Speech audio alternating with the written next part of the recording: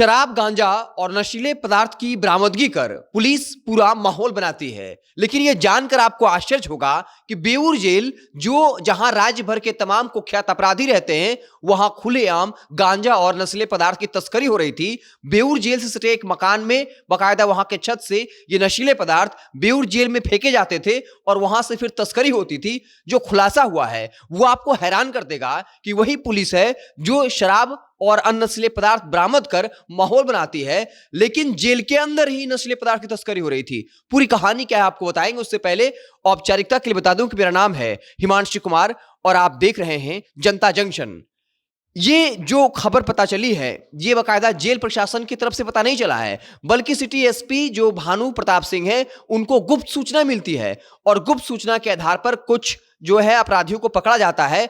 फिर वो किसी आदमी का नाम लेते हैं, फिर वो किसी और का नाम लेता है और फिर पता चलता है कि बेऊर जेल के बगल में जो मकान है उसका मकान मालिक ही सिंडिकेट का मुख्य आदमी है, सरगना है, जो वहां पर नशीले पदार्थ जो है वो बेऊर जेल में अपने छत से फेंकता है। और उसी जेल का एक कुख्यात अपराधी जिस पर कई मुकदमे दर्ज हैं वो वहां पर सूखा नशा की तस्करी करता है, स्मगलिंग करता है। यह खबर वाकई में चौंकाने वाला है कि जहां बिहार पुलिस एक तरफ माहौल बनाती है, लेकिन जेल प्रशासन जहां यह अपेक्षा की जाती है कि वहां अपराधी जाते हैं उनको वहां पर कंट्रोल में रखा जाता है, लेकिन वहां कैसे जेल के अंदर ही तस्कर जो है वो करोड़ों का खेल कर रहे थे। क्या यह बिना जेल प्रशासन के संभव हो सकता है? यह अपने आप में गंभीर प्रश्न चिन्ह खड़ा करता है। पुलिस सबसे पहले शक के आधार पर 4 लोगों को गिरफ्तार करती है। उनके पास से गांजा और सूखा नशा बड़े मात्रा में मिलता है, साथ ही साथ नगद मिलता है। जब उससे पूछा जाता है तो वो एक जो है तस्कर का नाम बताता है जिसका नाम धनंजय होता है। धनंजय जो है वो कहता है कि जो बेऊर जेल है उसके बगल का जो मकान मालिक है जितेंद्र, वही मुख्य सरगना है। और जब पुलिस उसे पकड़ती है तो वो विक्की कुमार के नाम का जिक्र करता है और कहता है कि वो अपने छत से ये तमाम नशीले पदार्थ फेंका करता था। और विक्की, जिस पर 1 दर्जन से ज्यादा आपराधिक मुकदमे दर्ज हैं, वो फेंकी गए नशीले पदार्थ को वहां से सेलेक्ट करता था और फिर जेल के अंदर ही स्मगलिंग करता था।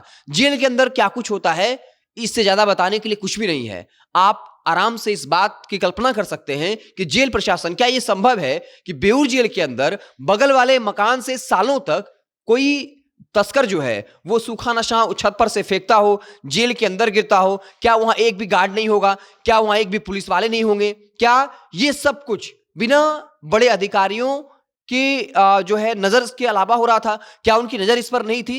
इस पर गंभीर प्रश्न चिन्ह खड़ा होता है। हालांकि सिटी एसपी ने कहा है कि जेल प्रशासन से बात हुई, हम उनसे बातचीत करेंगे, कार्रवाई की बात करेंगे, लेकिन किस तरह की कार्रवाई की बात करेंगे? और यह सूचना सिटी एसपी को मिला था गुप्त सूचना के आधार पर। क्या जेल प्रशासन को यह नहीं पता था कि बगल की बिल्डिंग है और यह पहली बार तो ऐसा हुआ नहीं होगा, कई बार छत पर से नशीले पदार्थ फेंके गए होंगे? विक्की, जिस पर 1 दर्जन से ज्यादा आपराधिक मामले दर्ज हैं, वो जेल के अंदर ही जो है वो स्मगलिंग करता था सूखे नशे की। तो क्या जेल प्रशासन को पता नहीं हो? ये अपने आप में सोचने वाली बात है। तो आप ये समझिए कि जेल प्रशासन किस तरीके से जेल में क्या लोगों को सुधारने के लिए जाती है, या वहां फिर एक तरह से माहौल बनाया जाता है जहां खूब जो है वो कुख्यात जो है वो अय्याशी करते हैं। अगर इस तरह की अय्याशियां अगर जेल में होंगी तो फिर अपराधी या कुख्यात जो है वो जेल जाने से आखिर डरेंगे ही क्यों? जब जेल के अंदर रहकर ही लाखों करोड़ों वो कमाएगा तो फिर अच्छा है कि वो बाहर रहे या जेल के अंदर रहे। बकायदा वो क्राइम करेगा, नाम बनाएगा, जेल जाएगा और वहां फोन भी मिल जाते हैं और फिर जेल के अंदर ही बैठकर वहीं तस्करी करेगा या फिर फोन पर रंगबाजी वसूलेगा। अगर जेल प्रशासन की यह स्थिति रही, यह खबर अपने आप में बताने के लिए काफी है कि कैसे जेल प्रशासन के अंदर भी जो है जेल के अंदर भी वो करप्शन भरा पड़ा है। आप क्या कुछ सोचते हैं? कमेंट बॉक्स में जरूर बताइएगा।